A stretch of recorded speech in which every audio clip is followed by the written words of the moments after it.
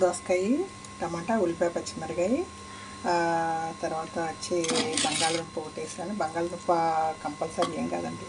ఇదంతా ఒకసారి బాగా కలబెట్టేసి పొయ్యి మీద పెట్టి లో ఫ్లేమ్ పెడతానండి. తర్వాత ఒక కప్పు వాటర్ వేసి కొంతసేపు దుంప కూడా ఉడికిందో లేదో ఒకసారి టెస్ట్ చేసి ఆ దుంపని ఒకసారి తినాలండి. నొక్కి చూస్తే మనకు తెలుసు ఉడికిందని, లేదా తిని చూసి వచ్చుకోవచ్చు.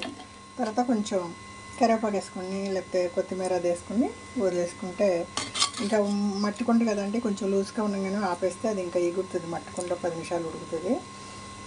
ఇదండి పసలు ఉడికిస్తాను. గుగ్గిళ్ళని ఊరికే తాలింపేద్దామని కొంచెం ఎక్కువ ఉడికినాయి, అయినా పర్లేదండి. ఫిల్టర్ చేసి కరివేపాకు, ఇంగువ, 4 ఎండుమిరపకాయలు, ఆవాలు వేసి తాలింపు వేసండి. ఇది వడకట్టేసి అవి వేస్తాను. సాఫ్ట్గా తింటే బాగుంటుందండి. ఉల్లిపాయ కోసి కరివేపాకు, మళ్ళీ కరివేపాకు, కొత్తిమీర అలాంటివి వేసుకుని తింటే అండి పెసర గుగ్గిళ్ళు బాగుంటాయి. టేస్ట్గా ఉంటాయి. ఉట్టిగా తినొచ్చు. నేను ఒక్కొక్కసారి ఉల్లిపాయ, నిమ్మకాయ అన్నీ వేస్తూ ఉంటాను, కరివేపాకు, కొత్తిమీర. ఇదండి. దీంట్లో కొంచెం నీళ్ళు ఉన్నాయి కదండి, ఆ నీళ్ళు వడకట్టి ఈ తర్వాత ఈ కూరలో వేస్తే టేస్ట్గా ఉంటాయండి. ఆ నీళ్ళు నేను పారేయను, వేరే కూరలో వేస్తాను, లేకపోతే తాగుతా సూప్ లాగా. ఇప్పుడు కూర ఉంది కదా, కూరలో పోసేద్దాం. తర్వాత నీళ్ళ బదులు ఆ పెసలు ఉడికించిన నీళ్ళు వేసేస్తా. ఈ పొయ్యి మీద పెట్టండి, లో ఫ్లేమ్ మీద ఉడికించడం అండి, ఏం లేదు.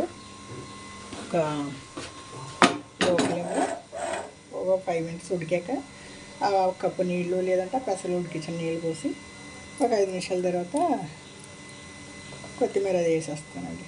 ఏదో వంకాయ కూడా ఆల్మోస్ట్ అయిపోయింది. కారం వేసేస్తాను.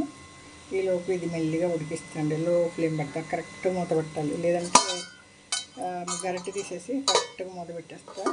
అది మెల్లగా ఉడకనివ్వండి.